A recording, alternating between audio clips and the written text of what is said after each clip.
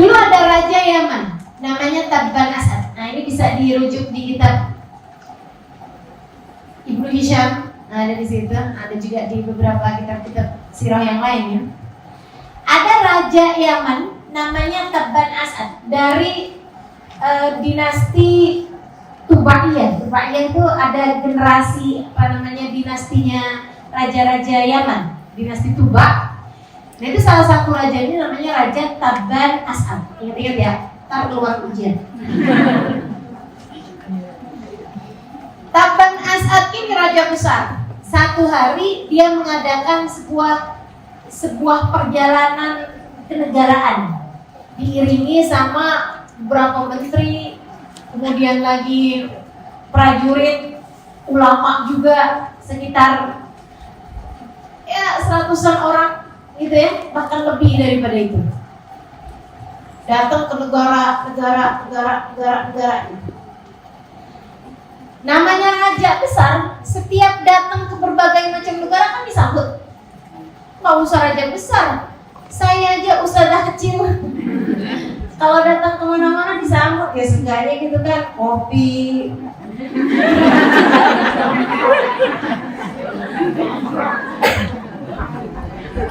Gak apa-apa, tenang. Saya udah ngopi, udah makan. Nah, sedikit sekalian. Jadi di mana-mana negara disambut gitu. Dari mulai disuguhin makanan-makanan, disambut dengan tari-tarian, disambut dengan puisi-puisi, syair-syair dan lain sebagainya. Kecuali pas nyampe di Mekah. Begitu nyampe di Mekah, orang Mekah cuek aja gitu. Raja loh ini padahal yang datang. Jadi kalau ibu-ibu pas pergi ke Mekah gitu kan, terus kayak nggak dianggap gitu. Di bandaranya keleleran gitu ya, misalnya gitu di Jeddah gitu. Nggak apa-apa Bu, emang biasa. Orang Mekah dari dulu nggak pintar menghargai orang. Raja aja digituin kok dicuekin. Heran gitu rajanya, kenapa nih? Dan sebagai seorang raja besar, dia tersinggung. Kenapa nih saya nggak dihargai di sini? Akhirnya dia nanya-nanya gitu. Kenapa sih ngomong-ngomong kita kok nggak dihargai di sini? Bangun-bangun tenda sendiri, mau makan masak-masak sendiri, masak-masak sendiri. Ini kayak nggak ini gitu, nggak terhormat gitu. Jadi rajanya tersinggung, dia nanya sama orang, kenapa ya saya diginiin di sini?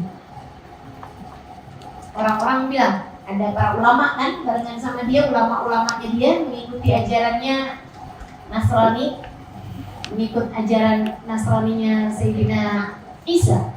Ini zaman sekitar 200-300an tahun sebelum kelahiran Nabi Muhammad. Tengah-tengahan antara Nabi Isa dan Nabi Muhammad. Ulamanya bilang, kenapa orang Mekah nggak pintar menghargai orang? Emang gitu Tuan Raja, Mekah nggak pintar menghargai orang-orangnya ya. Kenapa?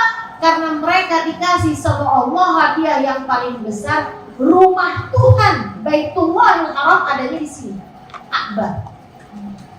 Rajanya bilang, kalau gitu saya mau ratain tuh Ka'bah dengan tanah. Niat mau bawa apalah yang bisa bikin si Ka'bah itu rata dengan tanah. Dan sebagai seorang raja, dia mungkin untuk melakukan ini. Ini bukan Abraha ini ya. Bukan Abraha bawa pasukan bergajah itu bukan. Akhirnya, abis dia niat kayak begitu, niat yang niat makanya nih. Abis dia niat jelek kayak begitu teman-teman sekalian, dia datang penyakit yang nggak bisa ada obatnya. Datengin dokter-dokter dari mana-mana buat ngobatin penyakitnya, dia nggak bisa. Waduh, sakit banget, kesakitan terus-terusan. Segala macam obat, dari obat medis gitu ya, pil-pil apa segala macam, sampai ke daun ini, daun itu, pokoknya nggak ada yang mempan. Satu hari datang seorang tabib yang sangat pandai menjenguk raja ini. Maksudnya dipanggil gitu. Dia bilang, Tuan Raja, saya bisa ngobati di Tuan Raja, tapi syaratnya kita harus 4 mata, berdua aja. Yang lain pergi semuanya dulu. Rajanya kan udah nggak tahan sakitnya, dibilang iya deh. Padahal kan yang namanya raja berduaan sama orang asing bisa aja diracun, dia apa, tapi udah nggak tahan sakitnya, udah yang lain bubar. Tuan raja dibilang, Tuan raja kena kayak begini nih, gara-gara Tuhan marah sama Tuan raja. Biasanya disebabkan gara-gara Tuan raja punya rencana jelek, punya niat jelek. Makanya nih, kita nih memang mesti hati-hati sama niat. Hati-hati sama niat jelek, hati-hati juga, maksudnya berusaha juga untuk selalu punya niatan-niatan yang baik. Hati-hati. Ada nih, mau nikah, niatnya jangan yang jelek-jelek deh. Hati ya, saya diremehin orang. Tahu kalau saya kawin orang kaya. Hati-hati tuh, kan? Mantannya kawin sama orang lain. Sakit hati. Tar liatin. Nah, itu jangan tuh. Hati-hati sama niatan-niatan yang jelek-jelek. Hati. Enggak bawa apa-apa selain kehancuran buat diri sendiri. Niat jelek itu enggak bawa apa-apa selain kecelakaan, kehancuran, kebinasaan, kesengsaraan bagi diri sendiri. Oh iya, memang saya punya niat mau menghancurkan Ka'bah rata sama tanah. Oh, itu dia tuh ratanya. Itu dia tuh sebabnya. Jadi saya kalau mau sembuh gimana? Tuan raja mesti cancel niat. Mesti merubah niat. Mesti memperbaharui niat. Tuan raja niat buruknya diganti dengan niat baik. Alhamdulillahnya raja ini bukan orang zalim.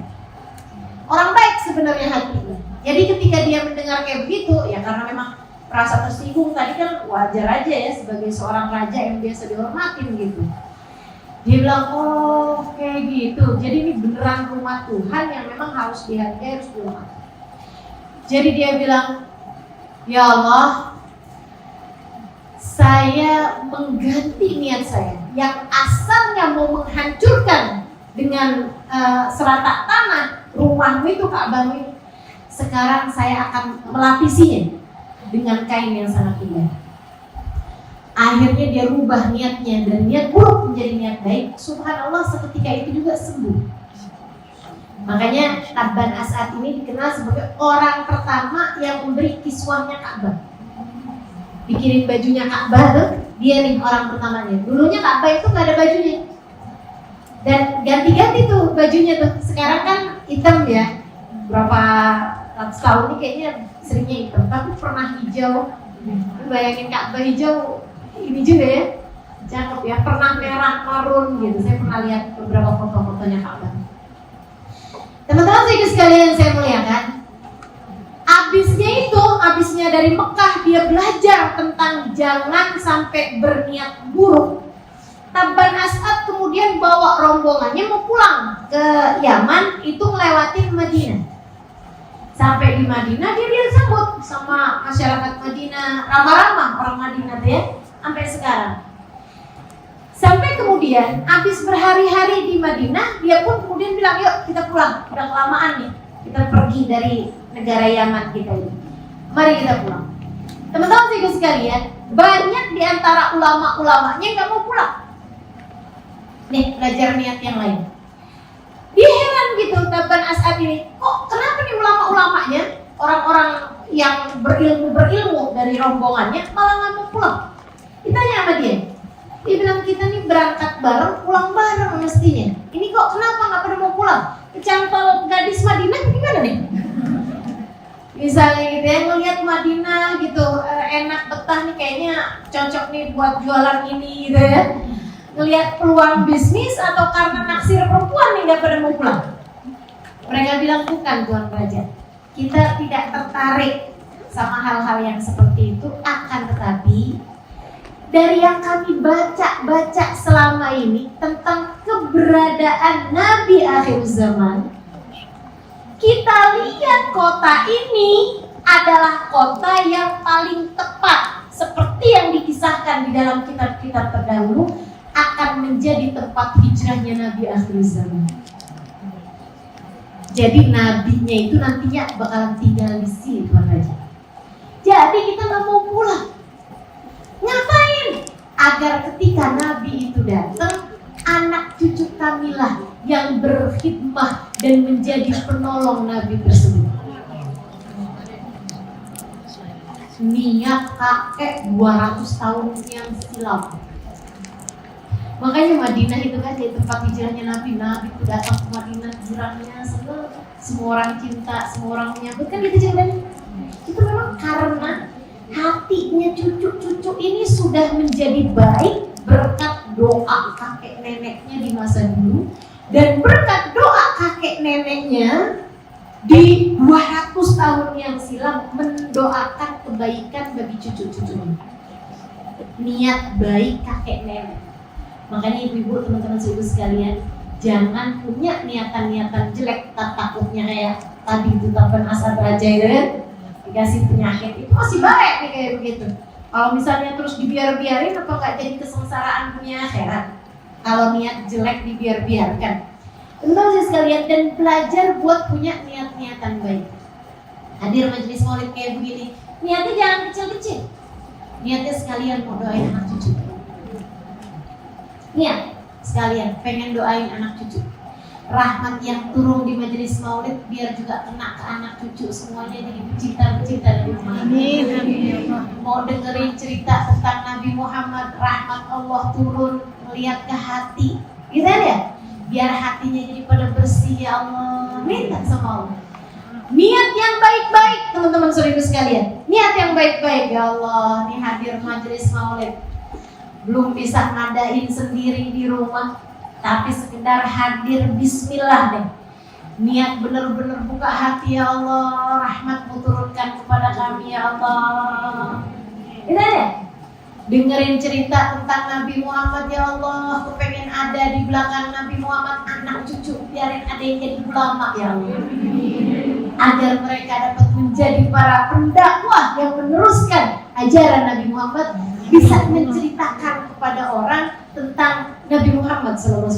Ibu-ibu, teman-teman saudara sekalian, niat baik itu nilainya nggak kecil. Baik, teman-teman saudara sekalian, jadi dia bilang, kami ini Tuan Raja nggak mau pulang ke Yaman, kami mau tinggal di sini, berumah tangga di sini, nyari jodoh di sini. Dia bilang agar nanti anak cucu kami, ketika Nabi itu benar-benar datang kemari, hijrah kemari, dia bilang anak cucu kamilah yang akan membantu Nabi tersebut. Oh ya, karena alasan kalian masuk akal, baiklah, saya terima, disangguin, dikasih uang untuk usaha, untuk bangun rumah dan lain sebagainya. Dia bilang, nanti tolong sama salah satu pemukanya ulamanya ya, ketua ulamanya. Dia bilang nanti kalau nabinya beneran datang, sampaikan surat ini kepadanya. Dia bikin surat. Min Malik Yaman, Taban Asad ila Rasulillah, Nabi akhir zaman. Nggak tahu namanya, masih belum tahu namanya. Dia nggak ngasih tahu juga gitu ya namanya. Ulamanya. Habisnya salam dia bilang, saya adalah seorang raja Yaman yang tidak melihatmu dan tidak pernah berjumpa denganmu, tapi saya beriman padamu. Andai saja aku hidup sezaman denganmu, kuntulaka sahiban wa mu'ayyidan, saya pasti akan jadi seorang kawan bagimu, seorang sahabatmu, dan saya pasti akan menguatkanmu dengan apapun yang saya punya. Niat baik. Nah, nggak disia-siain teman-teman saudara sekalian. Juga termasuk niat baik para ulama-ulama. Makanya Madinah itu hatinya lembut-lembut, dapat cahaya hidayahnya gampang. Karena niat soleh dari orang-orang tuanya. Nah, para orang-orang tua nih, kamu pengen anak-anakmu lembut hatinya, sering niat-niat yang baik sekali. Hormati ulama, cintai agama, berjuang dengan apapun yang kita bisa. Itu tuh kebaikan yang kita kerjakan sedikit-sedikit, tiap sedekah ngasih orang, gitu kan ya?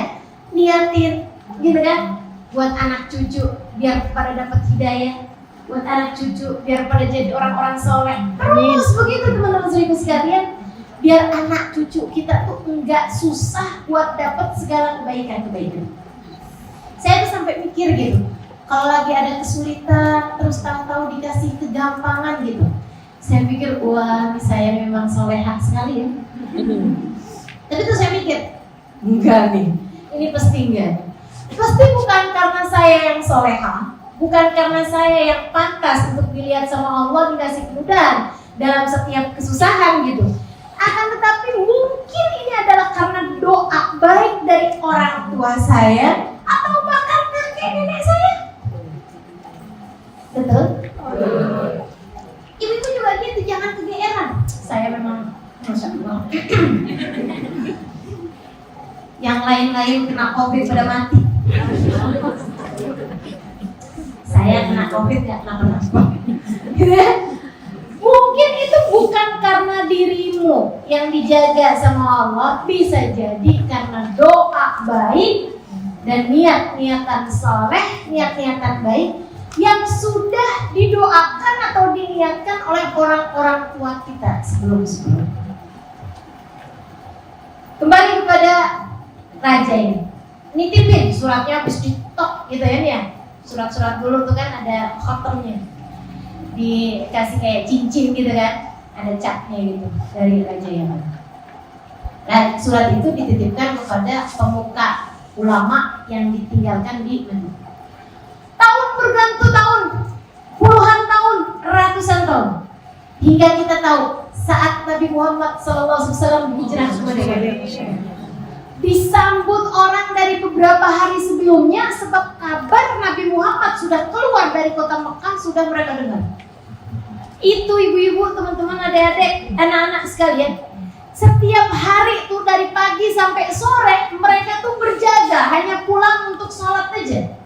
Berjaga di gerbang Madinah. Orang kalau dari Mekah ke Madinah tuh ke Yathrib itu lewatnya di situ bakalannya. Mereka tuh nungguin yang di atas gunung, yang di atas pohon gitu kan, ngeliatin dari kejauhan gitu. Oh nggak datang nih nabinya, pulang lagi.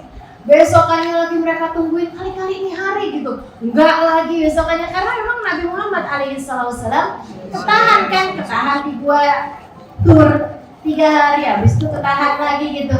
Nabi di Kuba beberapa hari gitu kan.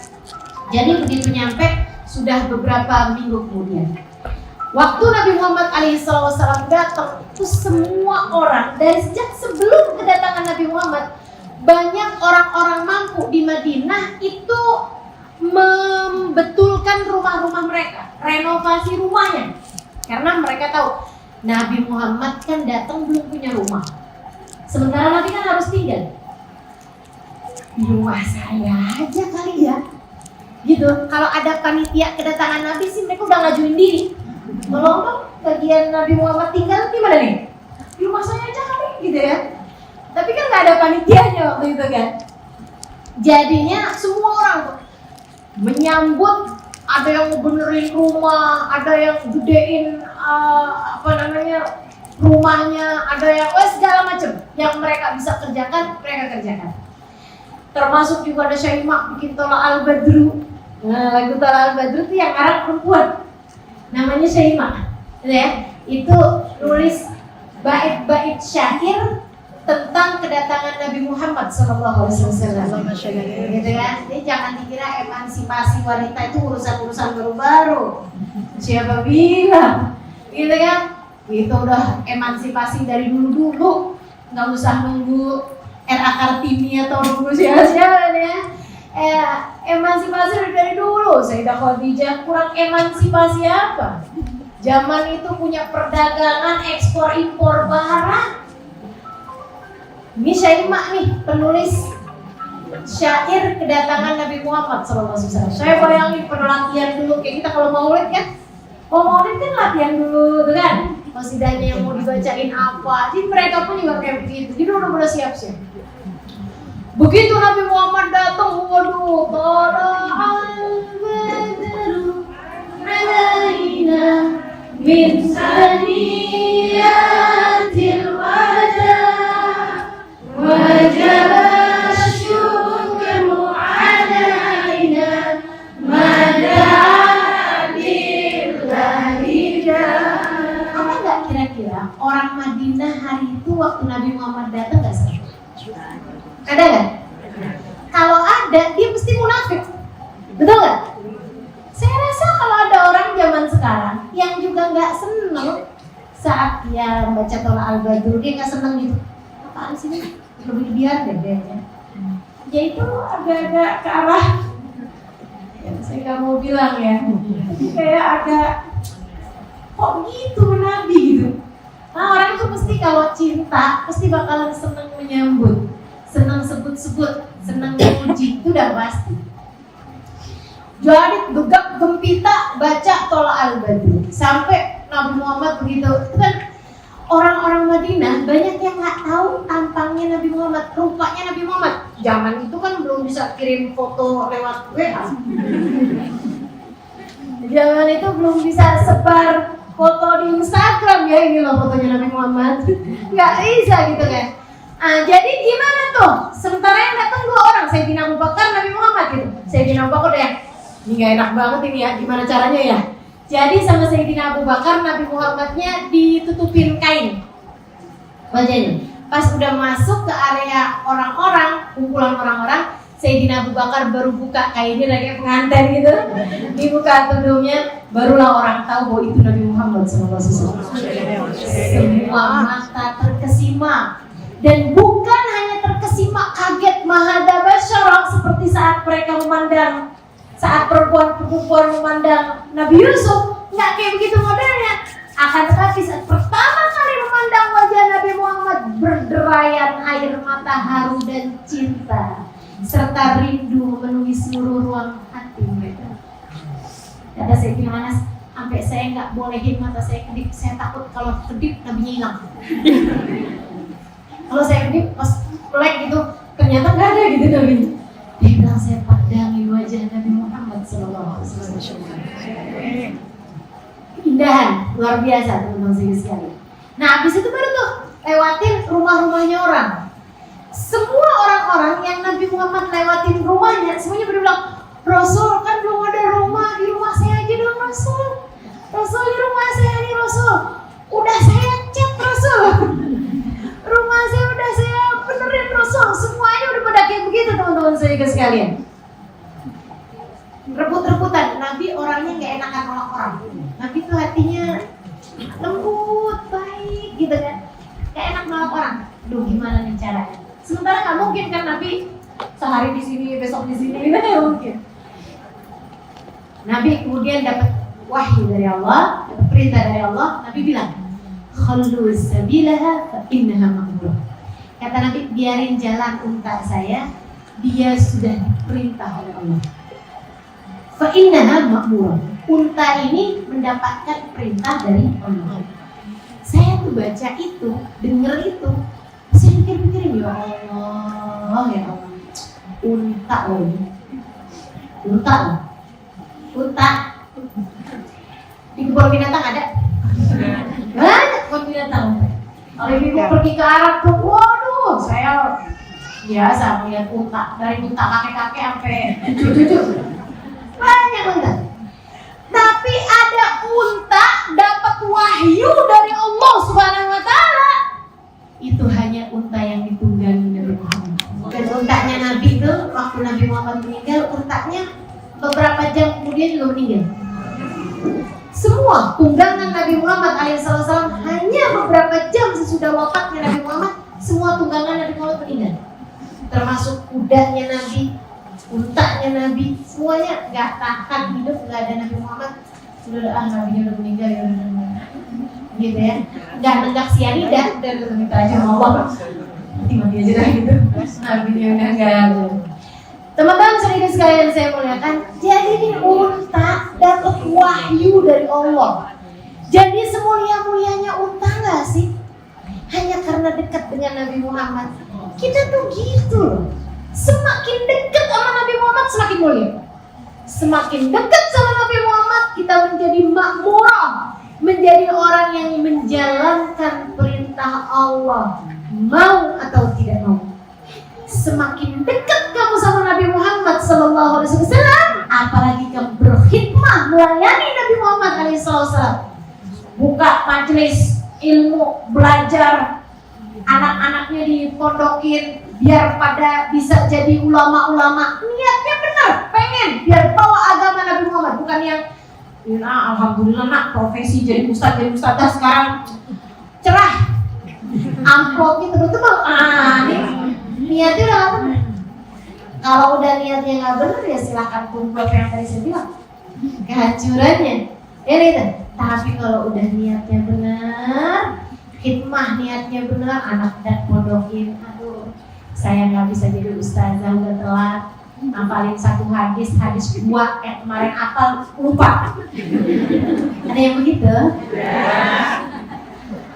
Ngafalin surat Tabarak 30 ayat aja setengah mati. Hafal surat Tabarak? Hafal kalau barengan. Hafal Yasin? Hafal kalau barengan. Waqiah hafal? Hafal kalau barengan. Pokoknya semua kalau barengan hafal. Begitu sendirian kelibet-libet ya. Ada yang begitu?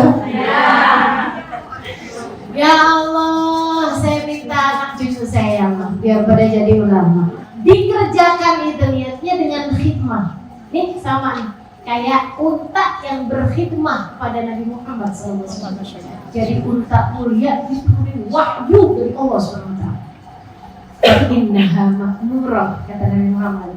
Biarin unta saya jalan, dia akan berhenti di tempat yang Allah memerintahkan saya tinggal di sana.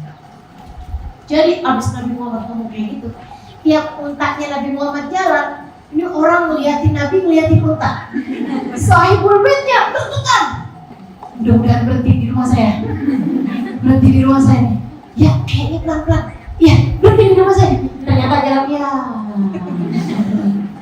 Abis itu rumah sebelah, di rumah saya nih. Rumah saya gede, rumah saya besar, rumah saya udah saya hiasin, rumah saya udah. Nabi bakalan berhenti di rumah saya. Ternyata Nabinya lewat. Sampai ketika ngelewatin rumahnya Abu Ayyub Al-Ansari. Abu Ayyub mikirnya nggak bakalan di rumah saya. Kenapa gitu Abu Ayyub? Rumah saya nggak seberapa besar. Dan lagi pula banyak anak-anak kecil di rumah saya. Saya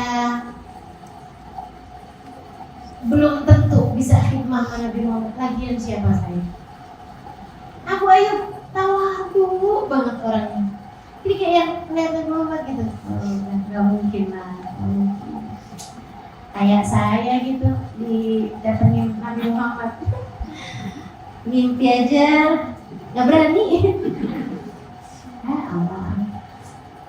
Udah. Tiba-tiba untanya berhenti depan rumah Abu Ayyub. Itu kabarnya sama kayak waktu Allah bertanya kepada para gunung-gunung, siapakah di antara kalian yang aku pilih jadi gunung tempat aku berbincang-bincang dengan Musa? Itu semua gunung bilang, saya ya Allah, saya kan yang paling tinggi, saya ya Allah, saya kan yang paling besar, saya ya Allah, saya yang paling pantas ya Allah, saya yang paling strategis ya Allah, saya yang paling indah ya Allah. Gunung Sinai bilang, yang pasti bukan saya kan ya Allah, saya hanyalah gunung kecil, saya hanyalah gunung yang enggak cantik juga gitu. Siapalah saya ini? Kata Allah, wahai Sinai, aku memilihmu menjadi gunung yang akan kelak aku jadikan sebagai tempat berbincang dengan Musa. Tawadhu. Ngelihat yang lebih tua, dia mesti lebih baik daripada saya. Ibadahnya udah lebih panjang. Tawadhu. Ngelihat yang lebih muda, ya ampun dosanya masih dikit, saya udah panjang tuh dosa. Ngelihat yang berilmu, ya Allah nih orang berilmu, man yuridillah bihi khairan yufaqihu fiddin. Orang soleh, orang baik. Ngelihat orang yang nggak ngerti, orang awam, orang bodoh, ya Allah dia mah kalau ngerjain kesalahan pasti karena nggak ngerti. Saya udah ngerti bikin salah, dosa saya double. Dia mah karena awam. Terus begitu. Ini tawadhu nih, ngelihat siapa aja meyakini orang tersebut lebih baik daripada dirinya. gitu.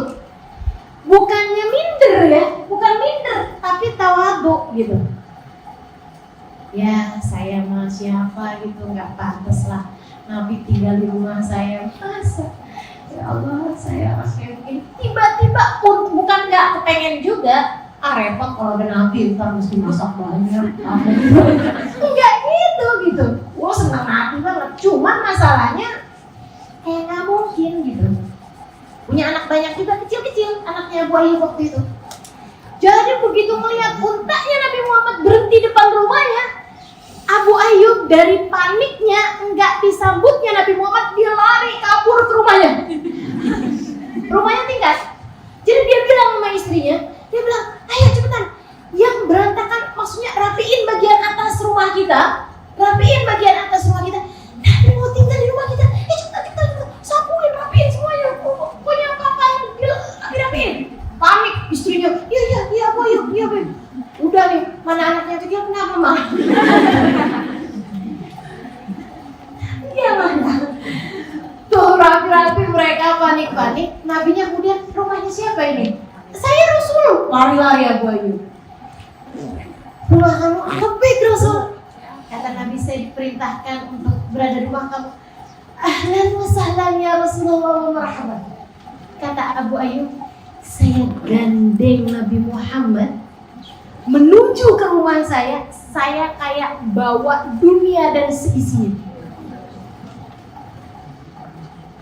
Dunia dan seisinya kalah gede mah hati saya ketika saya bawa Nabi Muhammad SAW. Dan memang iya sih, apa yang lebih gede daripada Nabi Muhammad? Bawa Nabi Muhammad SAW masuk ke dalam rumahnya. Terus silahkan naik wahai Rasul. Rumahnya habis diberesin memang di atas. Katanya Nabi Muhammad, wah kesian, kalau saya baru datang gini banyak tamu-tamu mau ketemu saya. Tamu-tamu itu kan banyak yang udah tua-tua juga. Kesian mereka kalau suruh naik tangga. Gimana kalau saya di bawah aja wahai Abu Ayyub? Di bawah Rasul? Lebih Rasul. Dia bilang sama istrinya, rapiin sekarang yang berantak-berantakan taruh di atas. Insyaallah, panik Abu Ayyub. Hari pertama Nabi Muhammad tinggal di rumah Abu Ayyub. Hari pertama Abu Ayyub kemudian memberikan sebuah surat. Ya Rasulullah, saya terima surat ini dari ayah saya sebelum dia meninggal. Ayah saya menerima dari ayahnya sebelum dia meninggal. Ayahnya menerima dari ayahnya, ayahnya menerima dari ayahnya, ayahnya menerima dari ayahnya. Surat ini diterima oleh kakek saya kesekian dari Tabban As'ad Raja Yaman. Dibuka sama Nabi Muhammad SAW dari Raja Yaman kepada Nabi akhir zaman. Aku memang tidak pernah berjumpa denganmu, akan tetapi aku beriman kepadamu. Andai saja aku hidup sezaman denganmu, aku tentu akan menjadi sahabat dan penolong. Tabban As'ad Raja Yaman. Teman-teman sekalian saya muliakan, jadi rupanya Abu Ayyub ini adalah cucu dari ulama-ulama yang datang, dari pimpinan ulama yang datang pada masanya Tabban As'ad yang tadi saya ceritakan. Nah itu niat baik tuh, luar biasa kan? Akhirnya cucunya jadi orang yang rumahnya ditempati Nabi Muhammad SAW. Berapa lama? 6 bulan. 6 bulan Nabi Muhammad tinggal di rumah. Kata Abu Ayyub, saya kalau masak saya jadiin satu nampan semuanya. Nabi sendirian, tapi setiap waktu makan Nabi disuguhin nasi satu nampan besar. Nabinya bingung pertama, saya nggak makan sebanyak ini Abu Ayyub. Iya Rasul, itu nasi kami sekeluarga. Ini makanan kami sekeluarga. Nah terus kenapa kamu suguhin sama saya semua? Jadi satu nampan pula, lauk-lauknya di atasnya tuh. Kenapa gitu disuguhin ke saya semua? Katanya Abu Ayyub, agar kami senantiasa dapat makan sisa makanan buah ya Rasulullah. Itu belum ada ustadz yang ngasih tahu urusan nyari berkah itu. Dan gak ada juga yang ngebit-abit akhir tuh Abu Ayyub bid'ah tuh, ngapain kayak gitu. Nabi Muhammad tuh manusia. Abu Ayyub basyarun lakal basyarun. Gitu ya. Abu Ayyub, Nabi Muhammad tanya manusia, kamu gak boleh berlebih-lebihan. Ngapain kamu makan buat anak-anakmu, kamu kasih ke Nabi Muhammad semuanya buat Nabi Muhammad makanin. Kamu malah makan sisanya. Ngapain kamu berbuat seperti itu? Nggak ada. Orang tuh kalau cinta jadi pinter. Betul? Orang tuh kalau benci jadi bahlul. Orang tuh kalau benci jadi bahlul. Makanya jangan benci. Jangan pernah benci sama orang. Nanti kita jadi yang cinta sama Nabi Muhammad, kamu bakalan pinter. Abu Ayyub tuh jadi pinter makanya. Kata Abu Ayyub, ya Allah, pokoknya selagi Nabi Muhammad ada di tempat kami nih, kami makannya hanya yang sisanya Nabi Muhammad. Jadi Nabi Muhammad makan. Nanti kalau udah Nabi Muhammad selesai makan, udah tenang, berapa menit kemudian baru tuh diambil. Kalau udah Abu Ayyub lihat makanannya udah ada gitu, udah disisihin Nabi Muhammad, baru gitu diambil tuh anak-anaknya kumpul, kecil-kecil, ada yang tahun, ada yang 2 tahun, 3 tahun gitu kan, kelilingin makanan itu. Sambil baca Allahumma barik lana fi Muhammad. Itu udah matanya ngeliatin, ini bekas tangan Nabi Muhammad yang mana nih? Rebutan sama makanan bekas Nabi Muhammad SAW. Abu Ayyub kasih aturan, kalian ini sekarang tinggal di atasnya Nabi Muhammad. Jadi hati-hati, jangan sampai menghalangi wahyu turun dari langit. Kan takutnya wahyu turun dari langit, ada orang maksiat udah lagi. Jangan sampai kita menghalangi wahyu turun dari langit. Kata Abu Ayyub cerita, selama Nabi Muhammad tinggal di bawah rumah kami, saya kalau lewat di dalam rumah, lewatnya di pinggiran-pinggiran. Saya takut di atas saya ini, saya takut di bawah saya ada Nabi Muhammad SAW. Sampai lewatnya di pinggiran-pinggiran tembok. Karena takut di atasnya Nabi Muhammad. Padahal nggak apa-apa namanya orang tinggal kan. Abu Ayyub Al-Ansari, teman-teman sekalian, masya Allah.